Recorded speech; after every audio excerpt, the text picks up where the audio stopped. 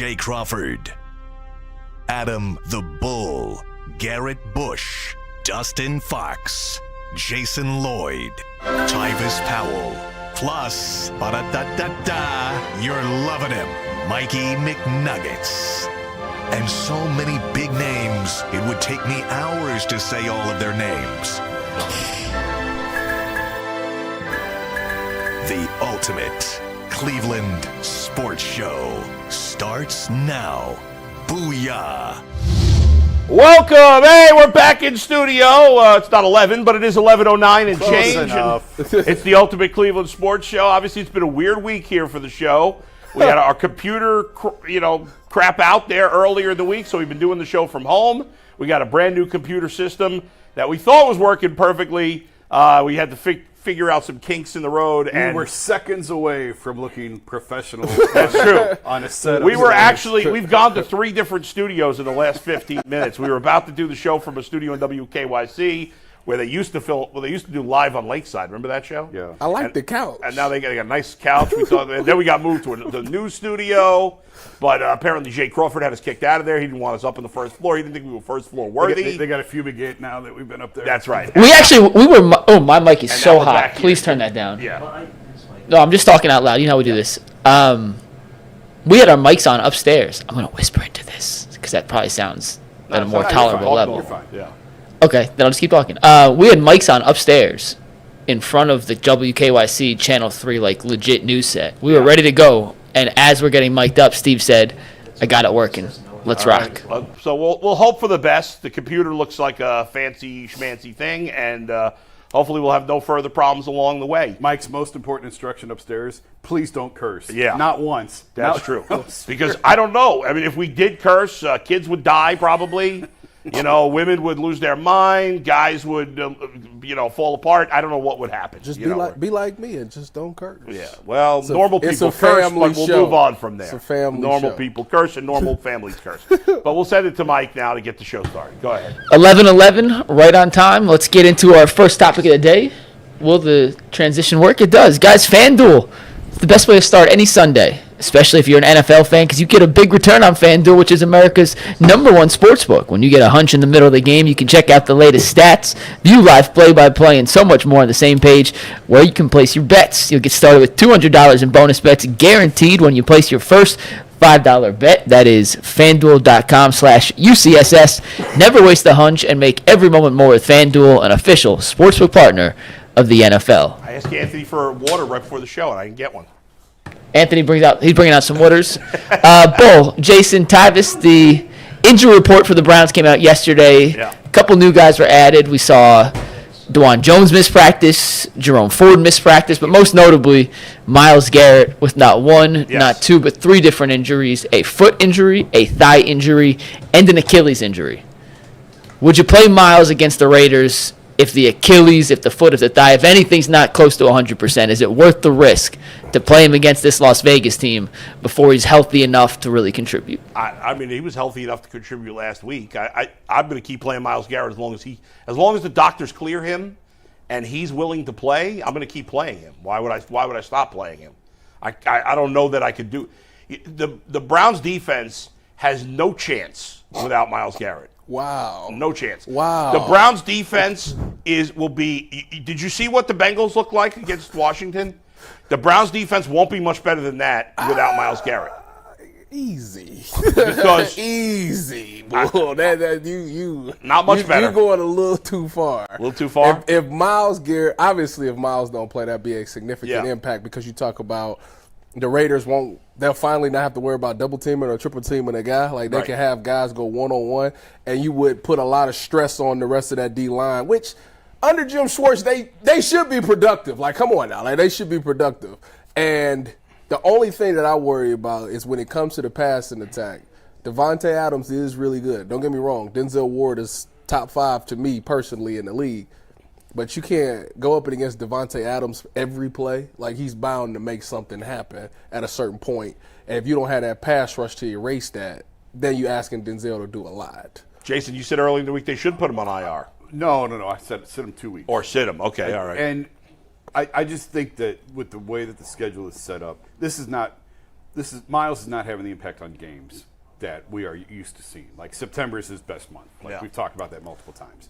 And he is not making the impact plays that he normally makes because he hurt. He's banged up. He can't. Yeah, he's in considerable pain. I mentioned this, I think, on Monday. Their 2 losses are NFC teams. Obviously, the Raiders are an AFC team. I don't know if they're going to be in playoff contention. Then you have Washington next week, another NFC team. And obviously, you can't be – a loss is a loss is a loss, but NFC losses aren't quite as – I mean, if you're 1-4, the season's probably over. But we're a long way from the bye week. Like, it is a long way from where this guy's going to get any sort of rest at all. I just think it's a long season – and just try and get him healthy for the back end of the season, because if he has to deal with this all year long, I don't know. Obviously, we don't know specifically what the injury is, but I don't know how it's going to heal without time off, right? And when you don't have time off until week 10, what kind of shape is he going to be in? What condition is he going to be in by the time you get to that bye week? I would just try and nip this in the bud now, sit him at least 1 week. I would not put him on IR. I think the interesting – I wouldn't be opposed to having him sit this game because, if I remember correctly, Max Crosby's dealing with something, and I don't know if I think he's playing, though. Is he? Because I think he sat out of practice as well. So both superstars is both apparently hurt and not going to be as effective in this game. I just think that when you think about, like, if Max Crosby don't play for the Raiders, that's more significant to me if Myles don't play for the Browns, because I feel like it's other guys that can at least contribute. Like, if Max Crosby don't play, it's Christian Wilkins. That's it. Anthony's crawling around the back of the set. I feel like Joe Pesci, and I'm going to get hit in the back of the head with a shovel. We could say what we want about Myles Garrett sitting. I doubt he's going to sit. No, he's not. Not a chance. Right? He's going to play this game. Sit him. That's just the way he is. Even if he's not. I know he don't want to, but I don't know. I just think if the bye was earlier, if they had an earlier bye, all right, try and gut through it. But is 2 weeks going to solve the problem? I don't know. He's going to feel better in 2 weeks than he does today. I mean, what did he do last week? Didn't he just play only on third downs? I think he played more than that, but he did. I'd have to look at the snap count. Yeah, I didn't see him out there as much. Certainly, I didn't see him. Yeah, I thought he said that he was only going to play third downs, which Denzel did the same thing the week prior to. The season could not have gotten off to much of a worse start than this. This is true. I mean, obviously they could be 0-3. If the Jaguars catch that pass in the end zone at the end of the game. But I mean, you think about this. You're dealing with, obviously, your best defensive player has 3 different injuries, which is affecting his play, and he's the most important player on the defense because you get no pass rush, you got nothing. Your quarterback, who was the biggest question mark coming into the season, is still a huge question mark. His efficiency has been amongst the worst in the league. Across the board in almost every statistical category, he's near the bottom of the league. Your best running back's not ready to go yet. Your best tight end is hurt. Your best wide receiver got off to a bad start, although he did bounce back in week 3. Your offensive line, which has been a staple of this franchise, looks like one of the worst in the league right now. Well, say something good about him. The punter and the kicker are excellent. I'm just keeping it real. I mean, it's hard to be too optimistic at the moment. You know what I wonder about Myles though, because I dealt with this, is when you play through injury like that, your body overcompensates in some aspect, and then you risk getting hurt somewhere else. Like for me, when I was in Dallas, I had strained my quad, and I kept overcompensating, so I ended up pulling my hamstring. Mm-hmm. With Myles, I wonder that is something that probably will happen. Well, it's already happened. Others. Probably, yeah. So that's why I'm like, maybe he might need to chill for about 2 weeks. Because I feel like they can. Oh, maybe he needs to chill for 2 weeks. He's not going to, though. But sometimes he's not going to. But you got to make that decision for him. And by the way, even if you try to make the decision, he's gonna tell you no. He's gonna say, "I'll play." He gonna be like, "I'll play on third downs," and you're gonna be like, "Fine." I don't mean to be Dr. Doom, but, and I know Myles Garrett and I are on the opposite ends of the physical spectrum. However, about 12 years ago, I tore my Achilles tendon, and for a month before that, it was sore. It was hurting me. and then I tore it. And that's And anytime if he you hear tears Achilles, it, Yeah, I was saying, when you hear that Achilles, it's anytime like, you hear Achilles, yeah. that's initially what you think. And calf. If you come back from a calf too Right. soon, Right. that could lead to an Achilles tear. My doctor had said to me, you probably had a slight tear already. That's why it was hurting you. I'm not saying that's the case with Myles Garrett, Right. but it's possible. And then you just completely tore it. and then you think about him doing them get-offs and stuff, like, yeah, he flirting with it. If it's an Achilles, yeah, you got. I feel like you got no choice because that's the one that you don't want to do. That's like almost worse than the ACL because when you tear that Achilles, you're never really the same after that. The Browns added from other injuries perspective, Browns added 2 tackles to the practice squad. We know that Wyatt Teller is going to be out for at least 4 games. Mm-hmm. The fact that they've added 2 tackles to the practice squad makes you think they're concerned that at least one, if not, excuse me, Bless. Thank you. That maybe one, if not both of their tackles may not be ready to go in this game.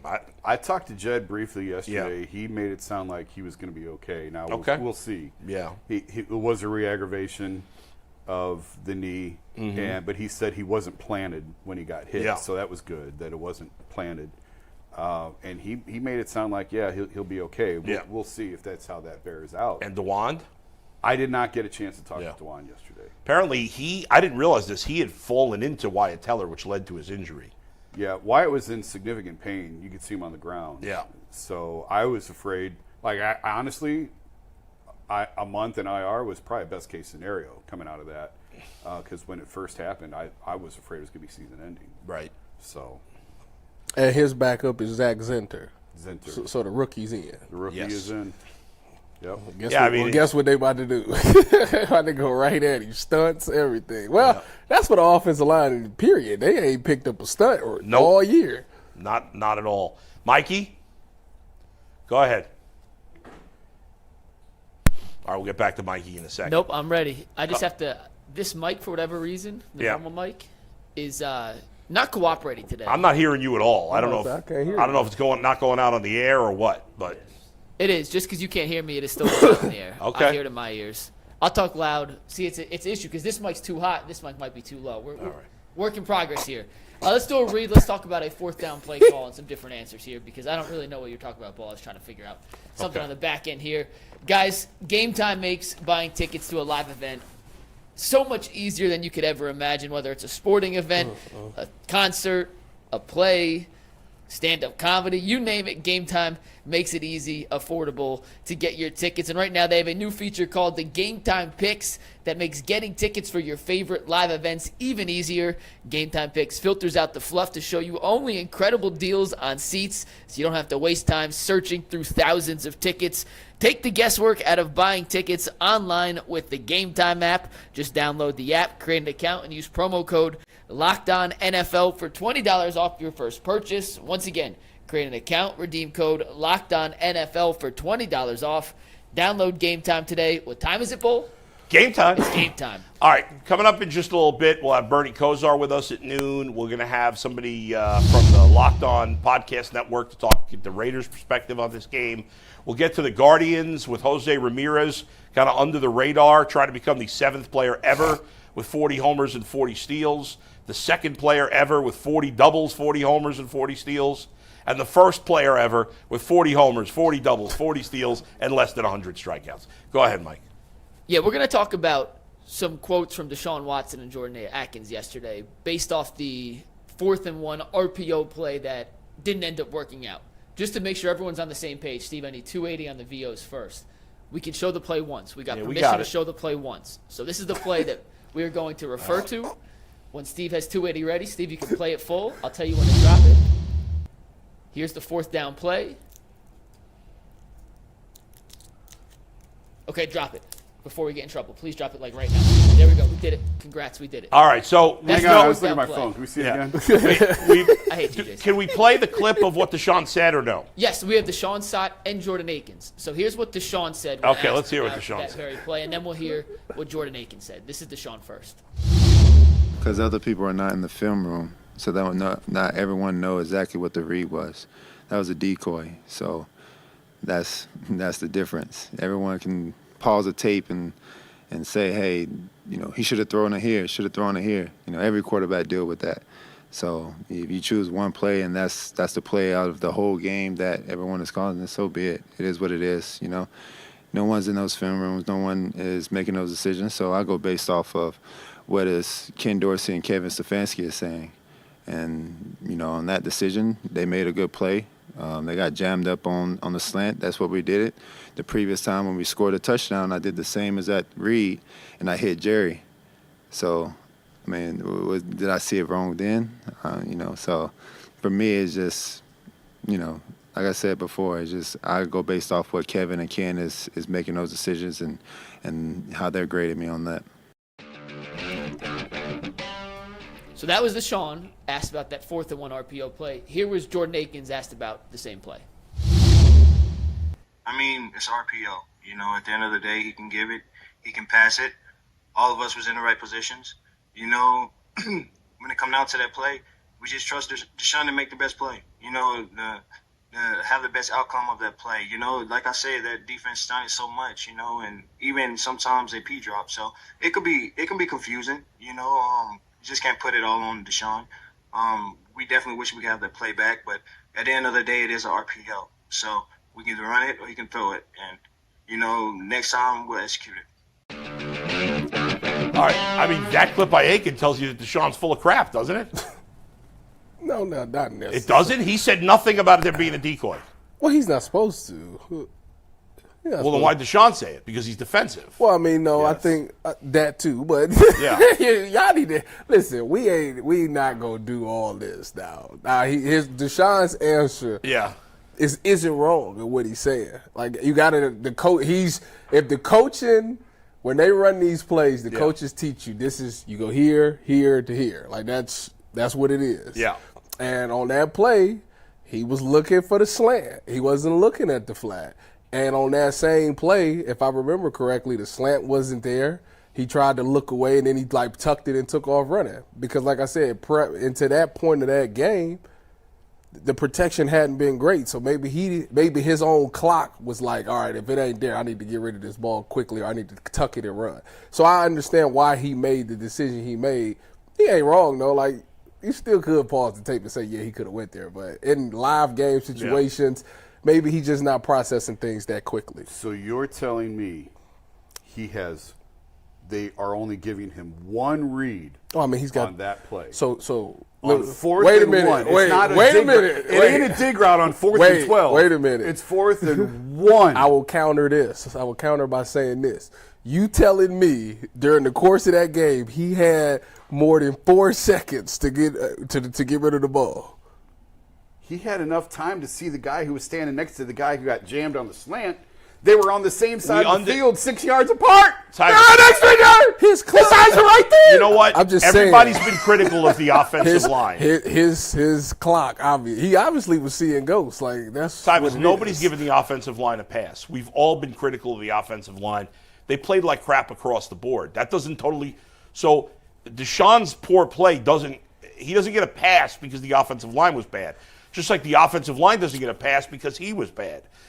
They could both be bad. I actually. All I'm saying is, if I go through a course of a game, and I don't have a lot of time to get rid of the ball for 4 quarters, because this happened in the 4th quarter. We get to the 4th quarter, and my mind is made up. I got like 3 seconds. I got one, maybe 2 reads, and then I got to get rid of it because this is just how it's been. That's what I'm saying. Any of y'all sitting here would say the same thing. Like if y'all was in that game, y'all would have thought to yourself, my offensive line ain't really been giving me a lot of time today, so I got to get rid of this ball quick. Which is why I would agree with you if Akins was on the other side of the field and wide open. He was right in front of him. But he missed it. And I agree with Deshaun on the idea that like there's a bunch of Monday morning quarterbacks now who look at film and circle and like I agree with that. Tough. No, but I'm saying like you don't know. The progression. People don't know, but it doesn't matter. The reason these guys get paid as much as they do is because nudniks like us are watching the film every 8 seconds. Well, and it's almost the point of its information overload, and there's too much out there now, and now everyone thinks they know where the ball's supposed to be. That's true. But that's beside the point. In this instance, when the primary is the slant and it's right there, and Akins is right there, it's hard for me to believe you can't throw to the decoy when he's wide open and standing in the same vicinity of the guy who was. I thought. Did you see Dan Orlovsky talk about that play? I thought Dan did a fantastic job. I don't know if you can show his. I probably should. Dan did. Oh, it's super. Oh, I don't hit that button. What did he anymore, say? yeah. No, Dan, he showed the video, Jason. So I can't show the video. Yeah. Even though it's his tweet, you can't show it. If we could show videos through tweets, I would just tweet out give every us the play summary. from the game. Yeah. Dan basically should throw it to Akins. That it was on one guy, and if he somehow gets over the slant and gets over there, you can't make that throw. But and Deshaun talked about this in postgame too, about how it was the slant and they jammed the slant. But Dan basically said he needs a throw. Like when Dan Orlovsky says it, when Sean King says it, that's different than you and I saying it. Like, these are quarterbacks who play in the NFL. Yeah. I just don't. It's hard for me because I don't. One, I've never played quarterback. I just understand that there's a progression, and I don't know what his progression is. That's the problem. Like, but I don't know what Kevin and Ken is saying. Is your slant? Is he saying slant, flat, check down? Like, I don't know. Or is it slant, middle of the field? Like, I don't know what the progression is. Here's the bottom line that I have a problem with too. So either Jordan Akins is like lying and not admitting he's a decoy, which I get because you don't want to give away stuff like that. For whatever it's worth. Yeah. That Akins thing, I can tell by that looks like that was on Zoom. So I'm guessing he talked on Monday after the game. That's what that is from. And Deshaun, so it was before Deshaun spoke. And then Deshaun spoke yesterday. Right. So for whatever it's so worth. Yeah, maybe Akins went first on Monday. So maybe Akins, and it's smart for a player not to admit that he was a decoy because you give information to the other team. But if that's the case, then Deshaun shouldn't have said that either. And the only reason he did is because he's uptight and defensive about being criticized. Which, if you're a quarterback, you can't give a crap what we say. It shouldn't matter. Deshaun shouldn't care what we say on a TV show, what the fans say, what media. He shouldn't care.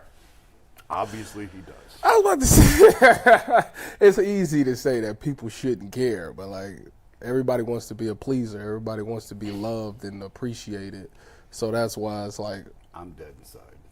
I'm right there with you. I'm right there with you. But I'm just saying, for him, he wants to be liked and he wants to be appreciated, and that's why the only way he's going to be liked, Tyvus, sorry to cut you off. The only way he's going to be liked is to play good football, and he hasn't played good football. I don't disagree with you. He came in with all the baggage, all right? All the damage has been done by himself. He put himself in whatever situations. He's played poorly. Yeah. Like, it's on him, and it's on him to get himself out of it by playing better football, and that's it. And everybody else, the offensive line, they stink, and the running backs stink, and the wide receivers stink. Everybody stinks on the offense. But everybody's not getting paid $260 million. 230, whatever. Don't give him an extra 30 So now. the quarterback is going to get more of the blame and more of the credit. If Deshaun were playing great right now, we wouldn't be going on and on about the offensive line. We'd be going on and on about Deshaun. That's the way it works. I don't disagree with you. So, anyway, Mike, what do you got? We have to plug in and unplug my mic every time I want to talk. So just give us a second as we do that. Good thing we got this new computer system. This is Anthony. No, Anthony's job today. Here, let me turn the camera to Anthony. Okay. Ready? Unplug me. Okay. Hear me. Get back in, and now you can hear me again. So this mic that we usually use, this one, this is the one that is super hot right now. We can't figure out why it's not working. So this is a work in progress back here, guys. We ready to move on to the next topic? Yeah, we're moving right now. Maybe we'll get to the Guardians before Bernie a little bit. Okay. If we keep it moving. Do we just have these two reads today, Ant? All right, let's do another FanDuel read, and we'll talk a little Nick Chubb, and then we'll talk a little Guardians. Guys, NFL fans, you can start your season with a big return on FanDuel, America's #1 sportsbook. So when you get in the hunch in the middle of the game, you can check out the latest stats, view live play-by-play, and so much more on the same page where you place your bets. You get started with $200 in bonus bets guaranteed when you place your first $5 bet. That is FanDuel.com/UCSS. Never waste a hunch and make every moment more with FanDuel, America's #1 sportsbook, also a sportsbook partner of the NFL. Also, this just oh no, it's back. Okay, we're good. All right, Bull. Yeah. The Browns' offense has had a ton of issues this season. It's not looked smooth yet by any means. Their running game, not necessarily what we anticipated. Hypothetically speaking, if Nick Chubb was at 100% and on this Browns team to start the season, how much different would the Browns' offense look? Could a healthy Nick Chubb solve all these Browns issues? No, not all their problems, but certainly not all their problems, but they look better. I mean, If you had 100% healthy Nick Chubb pre-injury, yeah, he's a superstar, and he can overcome some of their issues, which is what you expect from Deshaun Watson. He hasn't been able to. Nick Chubb would. They'd be better offensively, but no, wouldn't solve all the problems. If Nick is Nick. Yeah, right. That's what I'm saying. If he were Nick. Well, he said 100% healthy. Yeah. I mean, the run game has never been a question here when Nick's on the field. It's a line that is a better run-blocking line than a pass-blocking line, I think. Yep. Nick obviously is one of the best backs in the league, if not the best back when he was healthy. So certainly it's going to make a lot look better. Kevin was asked yesterday if he'll be ready next week. And, of course, Kevin didn't answer. He never gives a straight answer on anything. He said we'll have to wait and see when next week gets here. But he is eligible to come off next week. So cross your fingers, cross your toes, cross your legs, and everything else. Has he been doing anything? I haven't seen him, but I don't go outside to practice. When I go there, I just stay in the locker room.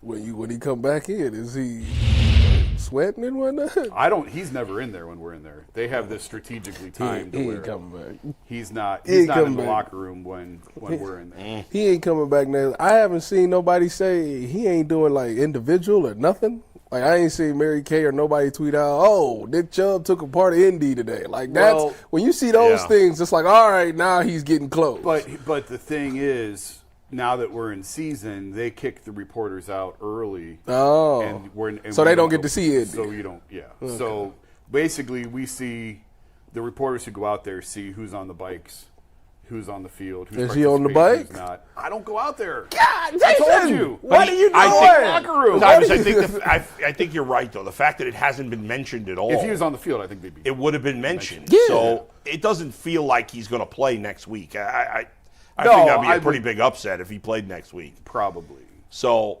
And to answer the question, yes, absolutely, he would make the run game better. I mean, I think that's the biggest problem with this team right now is that we don't run the ball enough. Jackson, what's the difference between the 1 win and the 2 losses? Dang. They ran the ball in Jacksonville, and it wasn't great. It wasn't like it was just this, they was popping them for 50 yards and stuff like. No, it was just enough to keep them to respect the run game. It was just enough. And right now, you keep asking this man to go out here and sling the ball 40 times, and it just ain't clicking yet. Part of the reason, I get it, $230 million. No, I wasn't going to say the money. Yes, he should. Part but of the still, reason he needs some help. Tyvus, part of the reason they ran more in the Jags game is because they had the lead in the Jags game.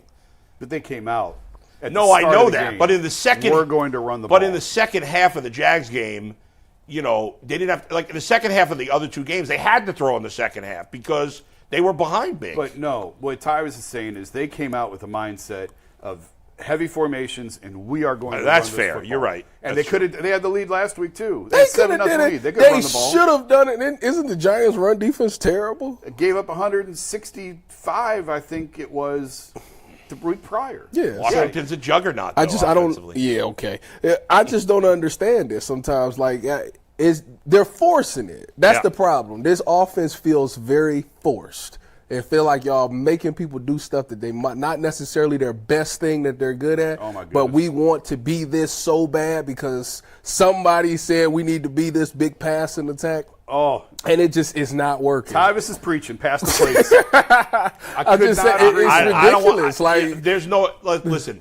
Jason, I don't want to hear it. That's on Kevin Stefanski. I don't care. If his hand is being forced by somebody above him, he should do one or 2 things. He should quit, or he should ignore them and do what he wants. Otherwise, he's a gutless loser. Well, That's it. I think we're going to get to the point of... He's made enough money that he could walk away, and he's set for life with his family. Who wants to just Most quit? of the rest of us can't afford to do that. Wait a minute. Who want to just quit, though? If these is your guys, I'm not about to quit on them. If I'm the head coach, I have to be able to do whatever I want on the field. And if I'm having my hand forced by it's not Andrew Berry, by either Jimmy Haslam or whoever, probably Jimmy Haslam, if that's the case, then I'm Kevin Stefanski. I'm like, you're right, I wouldn't quit. I'd say, I'm going to do it my way. If you don't like it, fire me. That's it. Yeah. Then you got to pay me. That's it. That would be it. If he's you never quit. You get fired. That's right. So they pay you still. And otherwise, I mean, that's ridiculous. There's no way. If I were, again, Kevin Stefanski's made a ton of money. If I'm Kevin Stefanski, his money's guaranteed. I am not listening to Jimmy Haslam if he tries to tell me to do something. I am ignoring him, and I am doing my job. to the best of my ability. I mean, think about it though. Yo, right now. IFB mic work. Yes, it is. Think about. I couldn't hear anything. He said, "Is my IFB mic working?" Yes. Okay. Anyways, think about it though. When you look at the Browns' offense right now, will you stop doing What are that? you guys doing back there? Clicks and Hey, beep. stop Just doing live it. with it. Stop messing with it. Fix it after the show. What are you doing? Hey, you guys have worse ADD than I do. Leave I'm the one it with already. ADD, and I'm not even bothered by what I they're was doing. trying to Every talk in time Bull's ear I'm about to say to talk. something, but then this mic was plugged in. That's why I said it's the Oh IFB my mic working. God. Because this was actually Guys plugged are in. killing us time over I'm here. about Travis, to real talk, quick, click. Let me just mention this, and then Yeah. you go. To the not running enough, whatever, their play action game has been non-existent this year. This is the Browns ranking in the NFL in terms of pass yards via play action since Stefanski took over. You ready? 9th in 2020, 16th in 2021, 13th in 2022. They were 4th last year, this year through 3 games. Small sample size, but 3 games. They ranked 27th.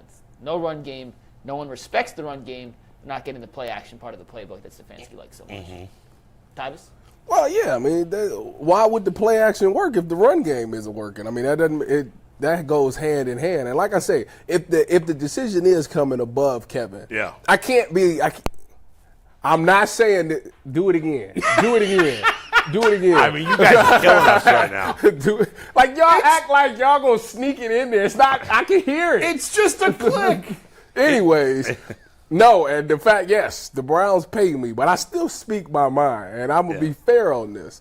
When you look at the offense, the best asset is allegedly the quarterback and the wide receivers. Allegedly. Because you got Amari Cooper, you got Jerry Jeudy, and you got this quarterback that's supposed to be really good. So when you think about the offense, what would be our best plan of attack?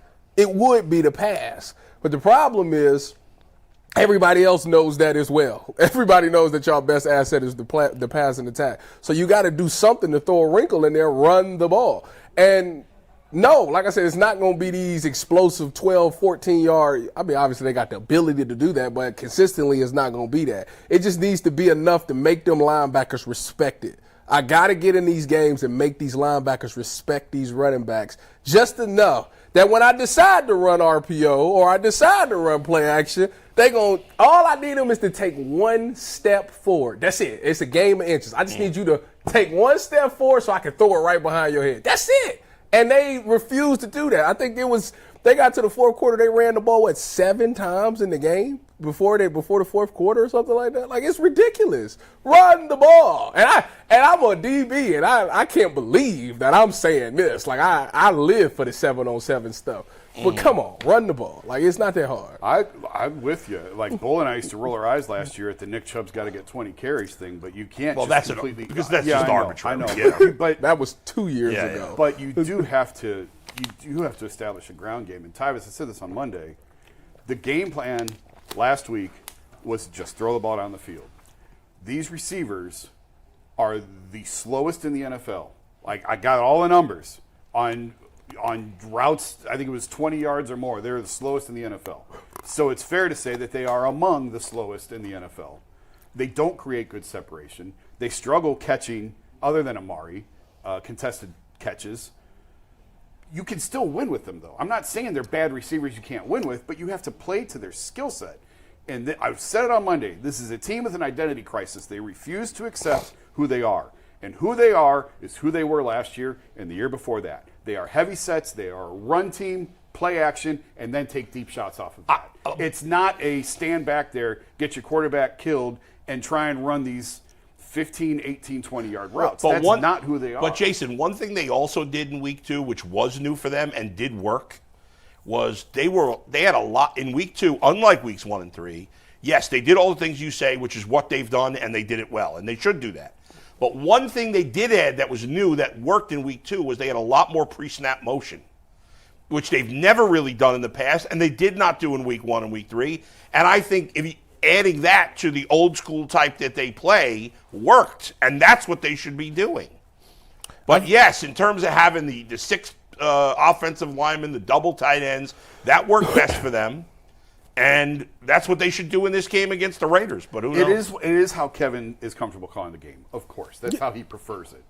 But that's also how this roster is built. Like, what did they do differently in the receiver room from last year to this year? They added Jerry Jeudy. Is Jerry Jeudy a burner? No. Is he a guy who's going to tear your top off? No. So it's still basically the same personnel from last year. So you're trying to like retrofit this into some type of system for a quarterback who can't play that way. That's the other part. This is not the same guy from 4 years ago. He's gone. He's never coming back. He thinks he's the same guy. He's not. Yeah, well, we know that. But and it's like I've talked to coaches in different sports who say the heart, and I'm not, this doesn't really apply to him necessarily because he's still in his 20s, 28, 29. But coaches will tell you the hardest thing to do is to coach an aging superstar because they believe they can do everything they could do at 28 when they're 34, 35, and they can't. And he should still be able to because he should be. He's only 28. Prime. Yeah. But that, for whatever reason, he's not coming back. That it is what it is. So you're trying to run the system to fit this quarterback who can't really run that system, but he used to. And you don't have the receivers and the skill set to run that system, but they're just going to keep jamming that square peg into that round hole. Where if they play like they did against Jacksonville, you give yourself a chance. But again, how am I blaming someone else but Kevin? Blame him. Fine. I mean, that's it. That's his fault. Blame him. I don't care. If he's allowing somebody to force his hand, that's on him. To be honest, he's got guaranteed money. To be honest with you, I think this game is very telling.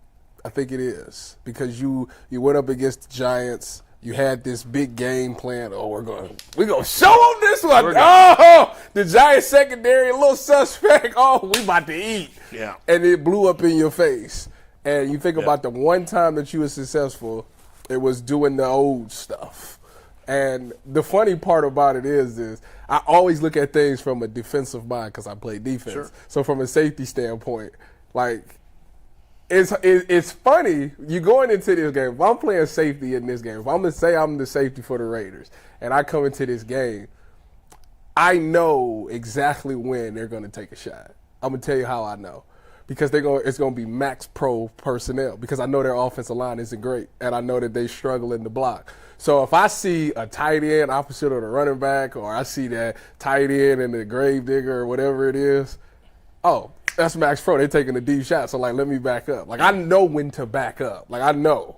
If they come out in regular 2x2, they ain't got enough time anyway. So now I'm going to sit on routes. Like, right now, that's what they put on film. Now, what changes that is obviously if they run the ball effectively, all right, now I got to step up because the linebackers might need me in the run game. Or if they come out and they do the 12 personnel thing and they actually run it and throw it out of there, okay, now it's not telling. Mm-hmm. But in my mind, when I first see 12 personnel, I'm thinking, oh, this is a max pro. They doubling it up, having 7 guys in protection because they want to run deeper developing routes. I just gave y'all some NFL stuff. I mean, but the Browns have to know that the Raiders know that, and they've got to go against it, no? Right off the bat? Shouldn't they? But see, the thing about it is players change, but the game remains the same. That's what it is. They got to run the ball. At the end of the day, they got to run the ball. That's just got to be what it is. It's literally the only thing that's been different in the 3 games. One game they ran it effectively, and it wasn't crazy, but it was effective. The other 2 they didn't, and they lost. And in that second game, they used Deontay Foreman. The other 2 games, they haven't. Yeah, I wonder why they didn't. He's the better back between the tackles, I think, of the 2. Well, yeah, that's because he just gets vertical. Yeah. Jerome he actually trying to find some green and then hit it. This is not an elite running game. No one expects it to be elite. It don't need to be. I need you to get me on 1st and 10. I need you to give me 3 to 4 yards. If I can get 2nd and 7 or 2nd and 6, it's a lot of things I can do. Yes. It's a lot of things I can take a shot. You know that? Mm-hmm. If we get to 2nd and 6, I can take a shot. It's a waist down. Because I know I could get the 6 in the next on 3rd down. Like, that's what it becomes. The Browns haven't gotten the 1st down on the 3rd down very often. Which is another thing that I learned. That's right. You get I'll tell you right now, you get the 2nd and 1 and you play DB, think it's a shot. That's right. Think a shot. All right, Mikey, let's talk about the Guardians. What do you got for us before that? Nothing. You got nothing before that. Okay. So the Guardians win again last night. They went bullpen what my boy Stephen Kwan do? He got a couple of hits. He had a home run. He back! Yes! It was good. He back. Hey, the 400, we got look I'd love to see him get hot in these last 4 games down before we start the playoffs here. He comes off the IL, and Miles thankfully goes back down to Columbus, where he belongs, although the Columbus season's over. But anyway. Where he belongs. Where he belongs. He belongs out of baseball. But so that was good. They win. They're within a half game of the Yankees for the top overall seed. If the Yankees lose, Yankees have lost 2 straight to Baltimore. If they lose tonight, then they'll be tied. Remember, the Yankees have the tiebreaker, so the Guardians have to finish with a better record than the Yankees to get the number 1 seed going into the playoffs. But they went bullpen by committee. Tim Herron did give up a run, and then Hunter Gaddis gave up a run in the 8th.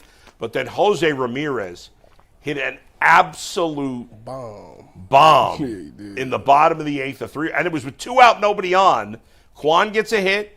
Manzardo, who's been great since coming back to the big leagues, gets a hit. Boy. And then Jose just absolutely. Was that all? I mean, that was like second deck right there. He smoked that ball. His 38th home run of the year. And with all the talk about Ohtani, deservedly so, Jose Ramirez is putting up historic numbers this year. Only one player in the history of baseball has had 40 doubles, 40 homers, and 40 steals in a season. That was Alfonso Soriano in 2006 in his 1 year with the Washington Nationals. Wow. Jose Ramirez has a chance to become the second player to do it this year. He has 38 doubles, 38 homers, and he's got 41 steals, I think, now. How many games left? 7? There are 7, 3. There's only 3 games left? The weekend. Guardians are off tomorrow. They're off today, and then they have a 3-game series against the Astros this weekend. That is it. So he's got to hit 2 homers and 2 doubles this weekend. Certainly won't be easy, but he's got a shot to get there. If he does, he'd be the only player in that club, because there's only one other, that doesn't have 100 strikeouts. He'd become the 7th player ever to do 40 homers, 40 steals, and only 2 of those other 6 did not have 100 strikeouts. I think, was it Acuna and I think Barry Bonds. How many strikeouts he got? He's got like 80-something. He's not going to strike out 100 times. Would you force it? If you put a double, would you force it? What do you mean? If you was a Jose? Like if you have a single, would you try to stretch it? He tries to stretch. 100%. I want to single into a double. You go for it. I want to get that. I got another stat for you, not Jose related. On the line, he might just run until they throw him out. So inside the Parker. Emmanuel Clase got his 47th save yesterday, right? 47th save for Emmanuel Clase. In the history of the Indians/Guardians franchise, including Emmanuel Clase, there have been 333 players that have gotten at least 1 save as a member of the Indians/Guardians. 333 players. Now, you take out Emmanuel Clase because the stat's about him. So there's been 332 other players who have gotten at least 1 save as a member of the Cleveland Indians/Guardians.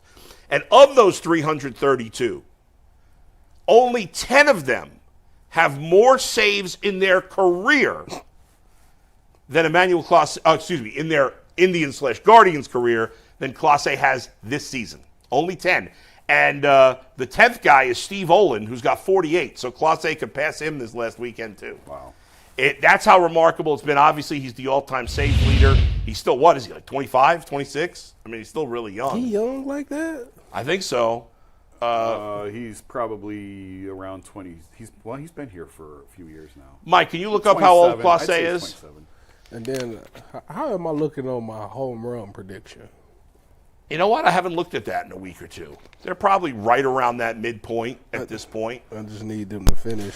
But so the Guardians are 12th. I had to plug myself in, Tyvis. Yeah. You could relax. Clase is 26 years old, turns 27 next year. So 26. You said They're that 12th in home runs, and barring Cashier. 3 or 4 teams getting red, That's it. You red got hot, it. Tyvis is going to finish in the top half. And his Great prediction's job. right. Great job, Tyvis. That was a great prediction.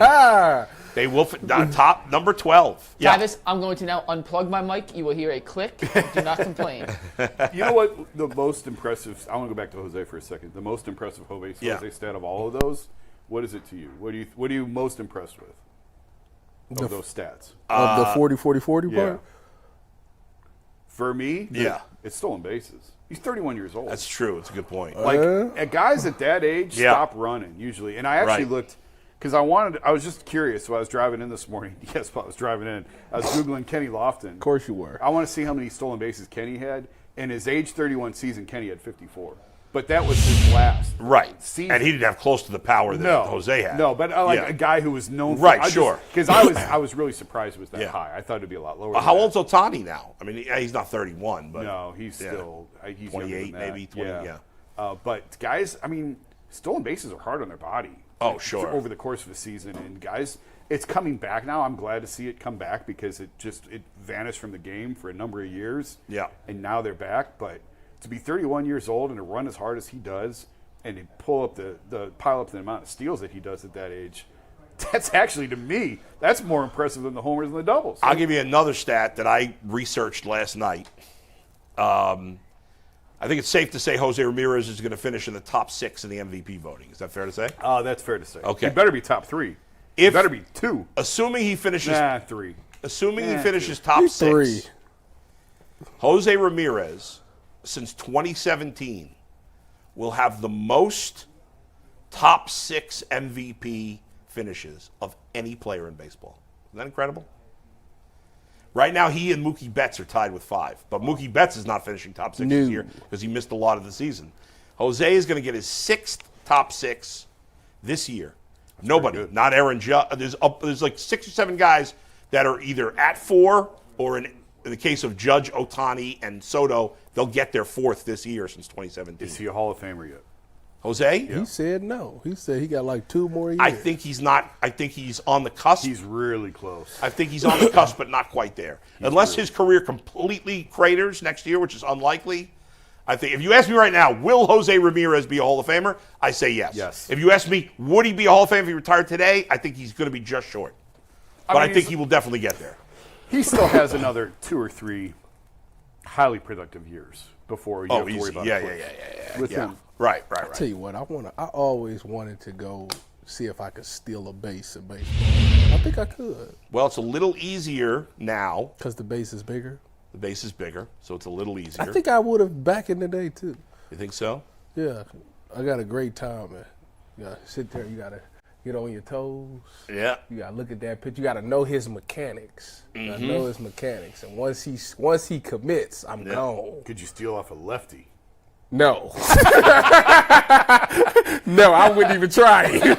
That's much tougher. Much tougher. But, and so, yeah, I mean, Jose nationally is under the radar. Oh, for sure. Listen, diehard baseball, like people that cover the game and the diehard fans, everybody knows how good Jose Ramirez is. It's because people think he can't speak English. Well, he doesn't speak English often. I think he can. We nipped that in the bud. He said he was better than Barry Bonds in perfect English. Well, he likes to be under the radar. Yes, that's what he wants. That's why he stayed here. Like, that's a big reason why he stayed. He's very comfortable here. God, I gotta see him out. Lights. I need to get out in Cleveland. But he has been as consistently a good player. Like he's unlike the interesting thing is like almost all of those other guys who have been in the top 6 4 times have won an MVP. Most of them. Yeah. Jose hasn't, yet he's been in the mix more times than anybody else. And I don't think there's a single year where you can point to and say he should have won the MVP. Right. Like this year, somebody asked me yesterday, should he win the MVP? I said, no. No. Judge should win the MVP. Yeah. I get it. But is Bobby Witt still and Bobby going? Witt, I think Jose should finish probably third. Although if the Royals end up falling out of the playoffs, maybe Witt takes a hit for that. You can make I don't a know. case for Jose for second. Yeah, but Judge is going to win this year. And it's been hard with Ohtani. You know, I know he's in the National League now, but, Jose is putting up MVP caliber numbers, but there are guys putting up, a couple of guys putting up slightly better numbers. Is Ohtani pitching in the playoffs? No. Okay. No. I know it was like speculation. Yeah, they were throwing that out there, but he's not going to pitch in the playoffs.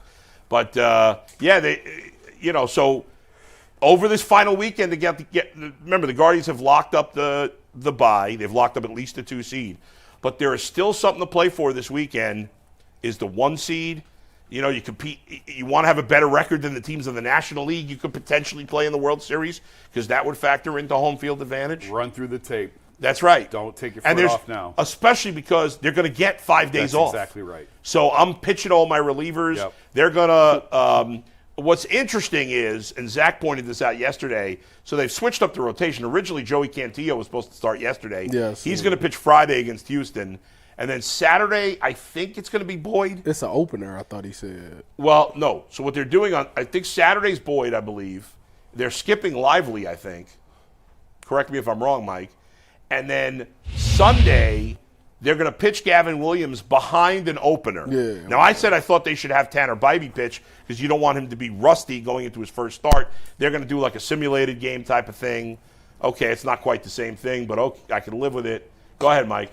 Yeah, according to Zach Meisel, this is the Guardians' pitching plan for the next few days. Yeah. Walters is starting the bullpen. That was yesterday. Yeah. Cantillo on Friday, possibly an opener first. Saturday, Lively. Sunday, as you mentioned, an opener. Oh, it is Lively. Okay, I said Boyd, but go ahead. No, Saturday is Lively. Yeah. And then Sunday, an opener / Gavin Williams. And then Zach also said Bybee and Boyd will throw simulated games until the ALDS. Alex Cobb should be ready to throw a simulated game as well. And there's an opener ahead of Gavin Williams on Sunday, so Williams can try and get an outing in relief. And this is important to note. Yeah. Zach says, and I'm going to read this full sentence. Yeah. Quote from Zach. There's an opener ahead of Gavin on Sunday, so Williams can try out pitching in relief in case that becomes his role in October. Yeah, I thought that was fascinating. Yeah. What it tells you is that Bybee and Boyd are definitely going to be starting in the playoffs. That's why they've chosen to go simulated game with those guys. I mean, we knew Bybee was going to start, but Boyd's going to start in the playoffs. And the fact that they're considering moving Gavin Williams to the pen, now he would be a dangerous weapon potentially out of the pen. You bring him in for 2-3 innings combined with the guys you already got back there who were dominating, could be an interesting thing. That's fascinating that they're choosing to try this on the last day of the season. I mean, Gavin has not had the season, obviously, that we No. thought that he would.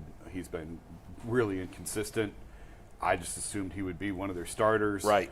I think it's a risk with him being a young guy, bringing him out of the bullpen. You just don't know how he's going to respond to that in a setting like in a playoff game.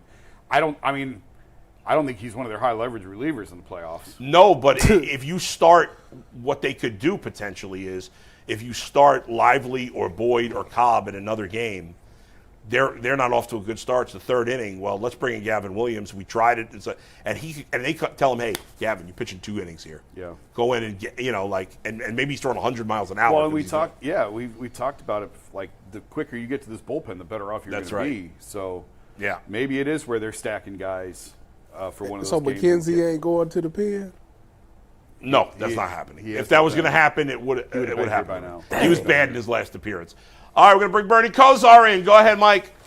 Yeah, we're going to bring in Bernie to join the show after a quick word from Game Time. Guys, I used Game Time many times this year, not just for the Guardians, but for the Cavs. I used it to buy tickets to an upcoming Browns game. I'm going to go to the Browns-Bengals game later this year, Bull. Hopefully you decide to come attend with me. I'd love to see how your Bengals fandom, that poverty franchise, would do inside the comfy confines of Huntington Bank Stadium. Psych, never going to call it Huntington Bank Stadium. No. It's just Cleveland Browns Stadium. And Game Time was easy. I used the Game Time Picks feature that made getting those tickets even easier than I could have imagined. Game Time Picks filters out the fluff to show you only incredible deals on great seats so you don't have to waste time searching through thousands of tickets. I got to see the view from my seat before I bought it, so I knew exactly what I'll be getting when I head over to Brown Stadium later this year. Plus, their lowest price guarantee on Game Time will credit you 110% of the difference if you can find a cheaper ticket on another website. Spoiler alert, you ain't going to find it. So take the guesswork out of buying tickets with Game Time. Download the Game Time app, create an account,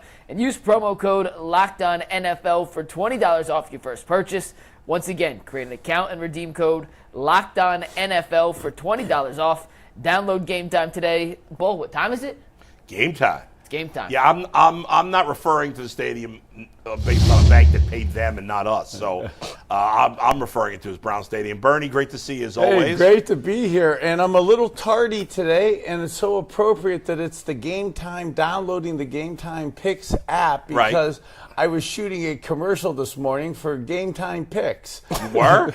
Yes, and actually my promo code is Kosar. So for the Browns fans going out there, wow. out there for the Either Vegas way, game game this weekend, works. man. Game time had, and literally, I'm Yeah. not saying it just for a promo of it. Yeah. They actually make me feel, make my life massively awesome because people think that as ex-players that we get a plethora, an unlimited supply of tickets. Right. So games like this, people think you just are sitting on 20, 30 tickets that they want to go to the game. So, But do they give you any tickets?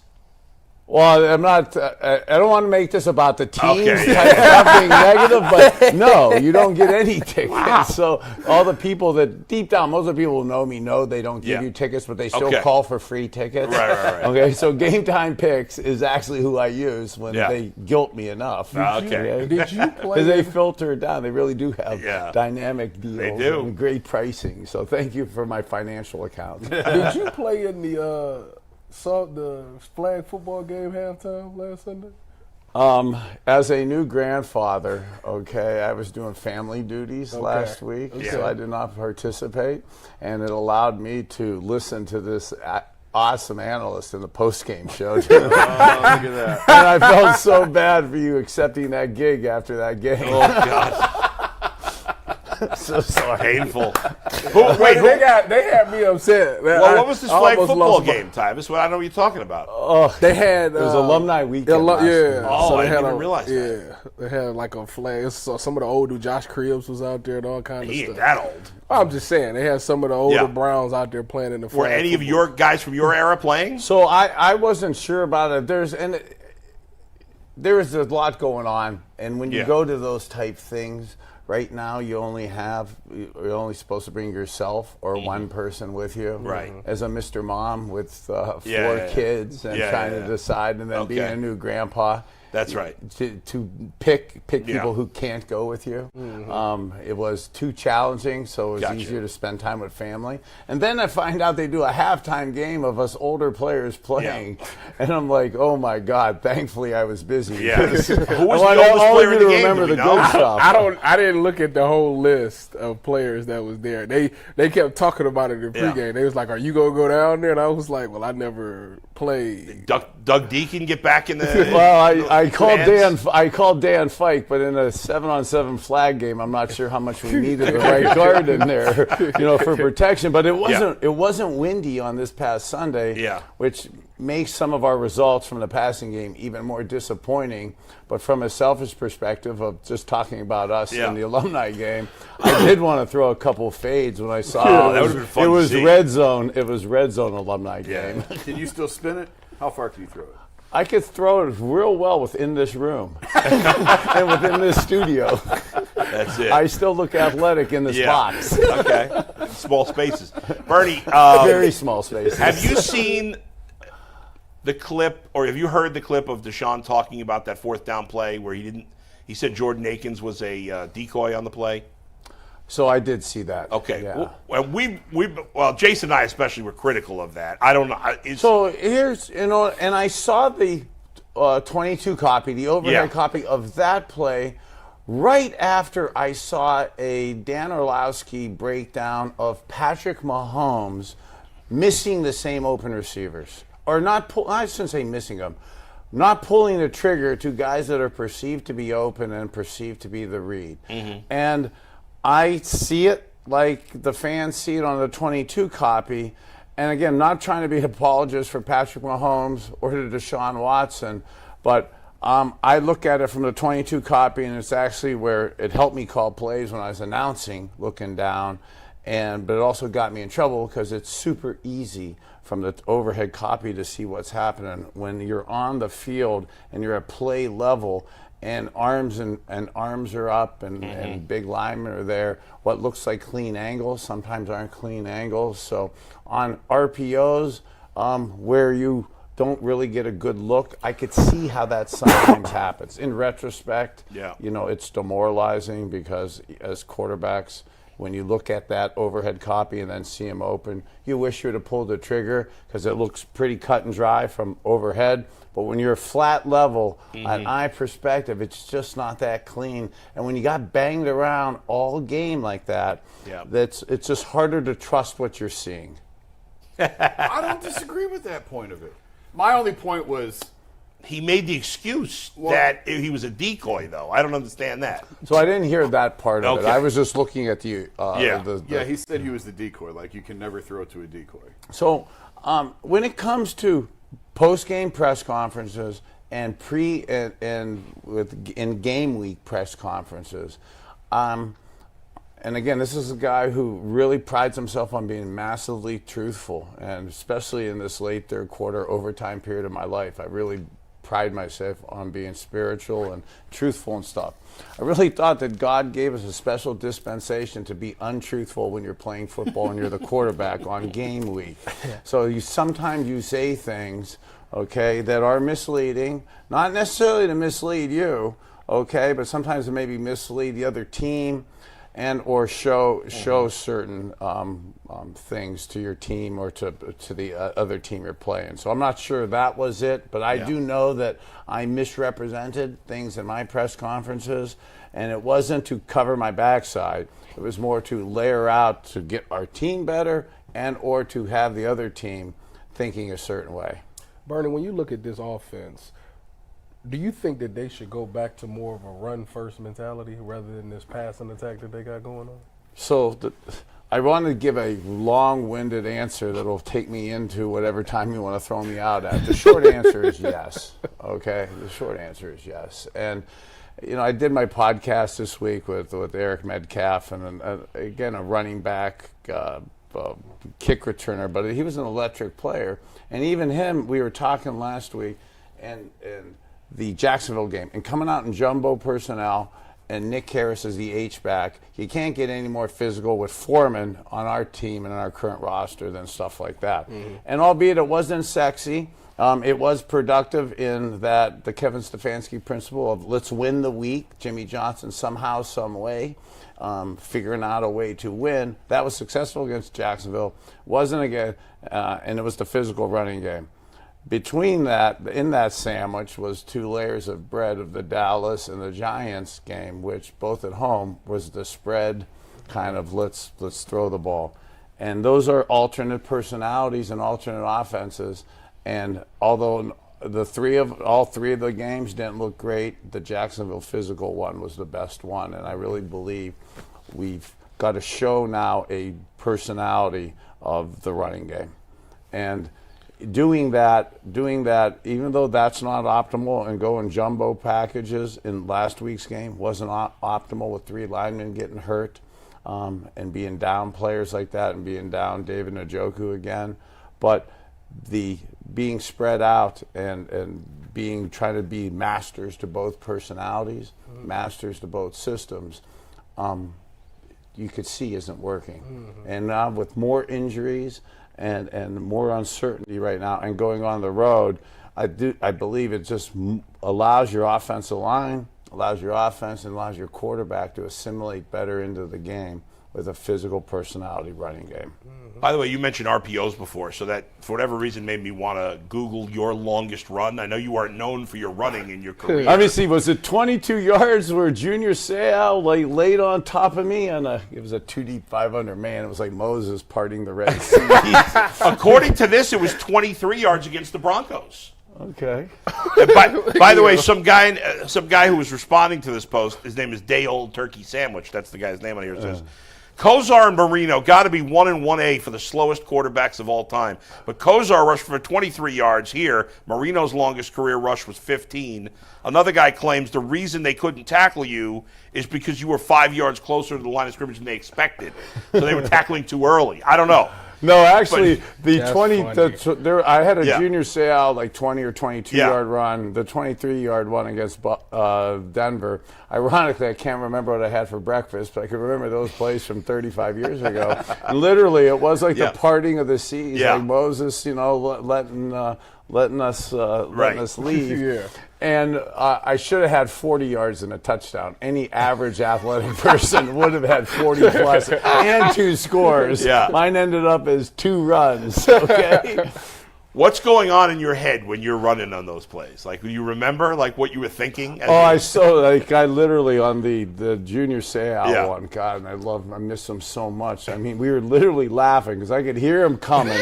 Okay, and I'm like, how the hell hasn't they caught me yet? I've never done this. Like hold on to the ball, don't fumble. Something's got to be wrong. God. This is like, Punk and MTV hadn't come out yet. But I'm like, geez, this is like somebody's punking me. Like, this is no way this is happening on an NFL game. Oh my gosh. Hey, Bertie, let me ask you about Myles. Myles has come out and he said he's dealing with some foot injuries, Achilles, thigh. Do you think he should rest? Do you think it'd be smart for him to rest the next 2 weeks, or do you think he should just grind it out? Yeah, that's a great question and a super tricky one. And I'm not saying this to be on the fence because it comes down to really how you are. Yeah, we all want to play and we all say we're going to play. But now I do a lot of statements and of we got to be protected from ourselves. Mm-hmm. Sometimes as players got to be protected from ourselves. So that peer pressure, that internal pressure to perform, to play, to not sit, is so strong that we're going to try to make ourselves play. Yeah. And he's going to he keeps making himself play. And that's why one of the reasons why we love him. Well, probably the main reason why we love him is he's just awesome. Mm-hmm. And you need to have that speed and have that athleticism. And if he's at 80% now, and I get nervous when I hear foot, toes, calf, and all of a sudden it creeps in a week later, and now it's Achilles. That's not good. Okay, that is not positive. So if we're even in that space, I would really be calling me for some of my alternate mechanisms for accelerated healing and that. But you absolutely have to be careful with it because if it keeps going. It keeps going to where, I mean, we're such a if something happens like this Kevin Durant, a calf is now an Achilles, like the Cleveland Browns can't afford to not have Myles Garrett at the end of the year and can't even imagine the depth mess we will have if Myles Garrett has Achilles surgery, and what does next year look like? I said I would sit him for the next 2 games. First of all, no, I did. That's not what I said. It's not that we yelled. It's just we know he's not going to do it. I said he's not going to do it. I said I would, but he's not going to do it. Sell his helmet. Shut up. Bernie, you talk about protecting players from themselves, and you're 100% right. When you played, though, you played through it? I did, and look at the mess I'm in. I mean, literally, early stage Parkinson's, early stage dementia, the liver transplant, like medicated for most of this century, 100+ pills. Yesterday was the anniversary of, this is Suicide Awareness Month. Yesterday was the anniversary. 1 year ago yesterday, Chagrin High School graduate, Notre Dame graduate, national champion, 3rd-round draft pick of the Bengals. Blocked for me at the Cleveland Browns and Bill Belichick's early years here. I'm so proud of him. And as Bob Dahl, hedge fund manager, commits suicide last year on September 25th. Those issues, those things we've talked about on air and off air with myself and those thoughts. So over 100 people have already died from the overdose fentanyl issue this week, just in the state of Ohio. Again, I love my number 19. But 19 people a day commit suicide in the state of Ohio, and one of my brother's teammates, did that yesterday, 1 year ago.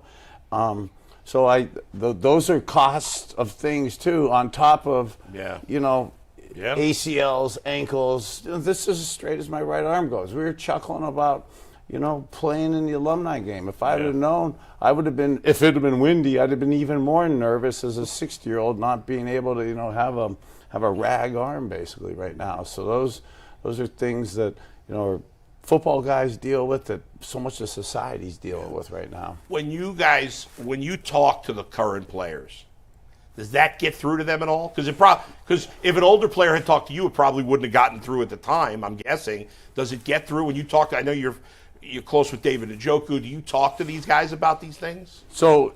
Not really. Okay. There's a little bit of it. And I did a little bit with Baker when he was here, and I did it more so of explaining some of the things I'm going through. And truthfully, I sounded like a baby. you know, and they could all about me, and these guys are busy. Like, they got a lot to do, and there's a lot of pressure. And one of my great coaches, Howard Snellenberger, said, to believe is to be strong. And if you believe in something, you can almost will it to happen and stuff. So I so believe in positive thinking. I don't want to plant them demons. Like, I'd look at you, like, if you were playing, man, I don't want you to, like, a DB safety laying your head out in there. You don't, if you contemplate that decision, you're not really going to do it. Yeah. So I don't want to plant them demons, you know, right there with those guys. And truthfully, they don't want to hear it. Yeah. You know, they're busy, and they shouldn't want to hear it. So the guys, I tread lightly on it, and then I do it like I joked with you guys, with Myles, or with David and some of the guys, with, hey, these are some things that you could do healthily and legally, okay, to accelerate healing. And it's not a sin to people say, well, you accelerated healing. Well, if you accelerated healing naturally, isn't that what our country's about, in doing good? So that isn't cheating to me, especially when it's legal. Yeah. Let me ask you about the offense again. Obviously, they went out and got Ken Dorsey to, you know, switch up the philosophy on offense. At what point of this season do they say, it's not working, we're going to go back to old Kevin Stefanski way? So, you know, a lot's getting talked about it. Kevin Stefanski, Ken Dorsey, my way, your way, his way. It's necessity now. This is the only thing that is really going to work, okay, is packing. You could spread them out, but, like, having linemen in and running the ball. Because right now, even when we pass it and you want to pass it, they know that we're trying to do everything super quick. Mm-hmm. And, you know, even though we're throwing, we're averaging, I think, league worst 4 yards, you know, 4 yards a pass attempt, you know, 3.6 yards on first down, and that's throwing. So the running game part of it, it's almost like one of my old coaches, Gary Stevens, a Cleveland guy who coached at University of Miami, and then Dan Marino and Don Shula for a lot of years, says, God, it's just so avviazo. It's avviazo that you've got to do for self-preservation, for the team, for the season, for the offense, is we got to implement more of a running game and slow the game down so that it doesn't get affected by us needing to throw 40 times a game, because we aren't going to be able to do that even if we want to. How do you build a game plan during the week, and how do you determine it blows my mind that you can go from the Dallas to the Jacksonville to last week. 1 and 3 looked very similar, 2 looked totally different. I agree with you. I've been saying all week, week 2 is how they should play. That's how they should play. That's how this team is built. But how do you go about building a game plan as the head coach and play caller? When do you decide your call sheet, your play sheet? How many plays are, you know what I mean? So it's a sad thing a disappointing thing when it happens between 1 and 4 o'clock, and you realize that at 2:30 in the afternoon. Okay, that sucks. Okay, sorry out there, viewers. Okay, but when it's during the week, okay, you could adjust to it. It's not optimal. Okay, and I really think, like, and I actually am putting myself. If we go back again, I say 1 year ago, to the Bob Dahl thing on September 25th. Go back 1 year and 2 weeks ago to after the Steelers game. We actually felt way worse about our team, about Deshaun, about the offense, and about the season. So I concur with you. Game plans 1 and 3, okay, were one type of game plan, and game plans 2 and 4 are going to be another type of game plan. And I'm not even talking to them. It's just, again, Gary Stevens, avviazo, that is what has to happen. And I actually, in a wanting to be positive way, looking at it, is it's still really early in the season. I mean, God, the Bengals are 0-3. Lamar's 1-2. The Steelers are going to, they got a good start and stuff, but there's teams that, like last year, we were we were dead to the season. So actually, in a somewhat of a masochistic way, it's actually a positive to me that it's been so woeful and extreme, because again, now it's aviazo what to do. And just like last year, when they thought the season was over, the coaches made that hard, firm switch. I don't think we're going to go as firm as it became last year, but now we know it worked last year. It's still a lot of time, and I believe we're going to go on the even numbers, okay? The game plan 4 is going to look like game plan 2, okay, and not game plan 1 and 3. So you're expecting them to bounce back, run the ball, extra linemen, go and win in Vegas.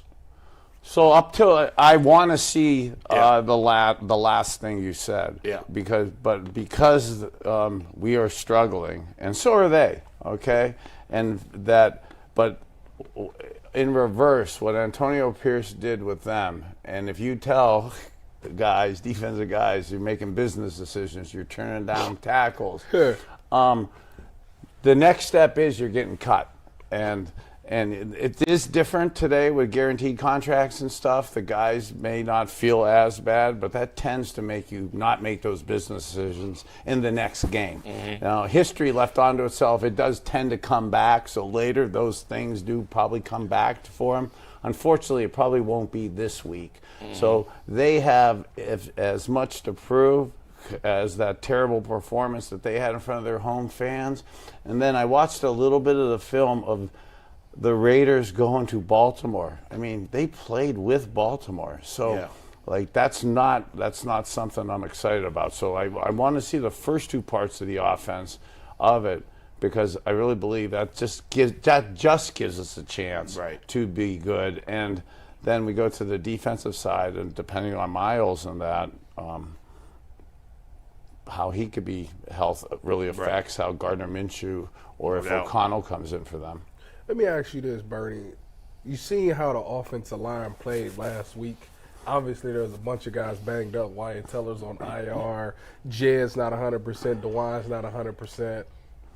What are ways that they can be effective protecting Deshaun so he can pass the ball to give him more time? Yeah, so it massively helps with the extra back tight ends in the game, and it absolutely helps when you're under center and you're doing running plays from under center and play action, because the line doesn't get as big a get off and predetermine that they're pass rushing on their way to the quarterback to adjust to run. So I keep preaching to repetitively, I feel, on the running game, coupled with those quick screens, that you could actually get some quick screens right behind those guys.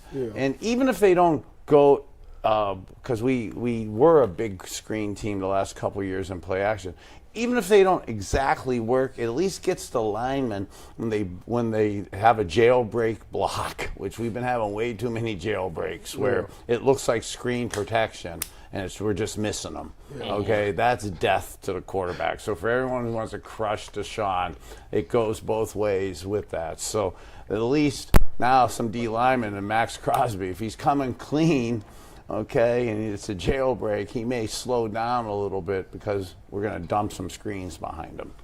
Bernie, great stuff as always. We appreciate you coming in studio. Thanks, guys. Be well. We'll see you next week. Sounds good. Hopefully off a win. You matter. We need a win. We need a win big time. Mike, go ahead. Awesome. We're going to pivot to our next topic after a quick word here from FanDuel, guys. NFL fans, you can start the season with a big return on FanDuel, America's #1 sportsbook. So when you get a hunch in the middle of the game, you can check out the latest stats, view live play-by-play, and so much more on the same page where you place your bets. You get started with $200 in bonus bets guaranteed when you place your first $5 bet. That is at FanDuel.com/UCSS.